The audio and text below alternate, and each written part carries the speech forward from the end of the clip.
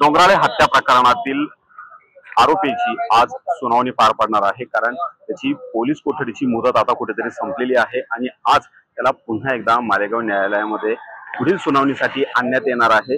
आता आपण जर बघितलं तर गेल्या वेळी ज्या प्रकारे जो प्रकार घडलेला होता त्यानंतर अक्षरशः आपण जर बघितलं तर संपूर्ण परिसरामध्ये तणावाचं वातावरण निर्माण झालेलं होतं। आंदोलकांनी मोठ्या प्रमाणात या ठिकाणी उपस्थित राहून या ठिकाणी हेच गेट तोडलेलं होतं आणि याच ठिकाणी याच प्रवेशद्वारावरती मोठ्या प्रमाणात तणावाचं वातावरण निर्माण झालेलं होतं। त्या दृष्टिकोनातून आपण जर बघितलं तर पोलीस प्रशासनातर्फे सुरक्षेचे उपाय म्हणून मोठ्या प्रमाणात कडेकोट बंदोबस्त या ठिकाणी तैनात करण्यात आलेला आहे। गेल्या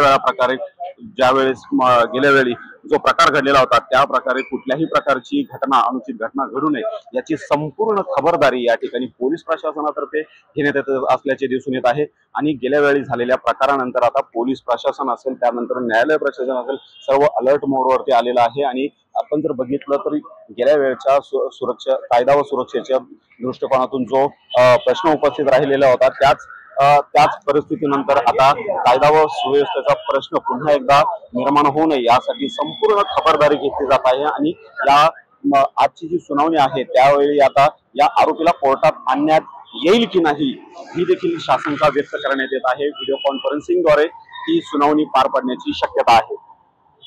मालेगावहून भूषण आहिरे, साम टीव्ही न्यूज। देश विदेशातील प्रत्येक घडामोडींचे लाईव्ह अपडेट मिळवण्यासाठी आता साम टीव्हीच्या सर्व सोशल मीडिया प्लॅटफॉर्मला लाईक, फॉलो आणि सबस्क्राइब करा।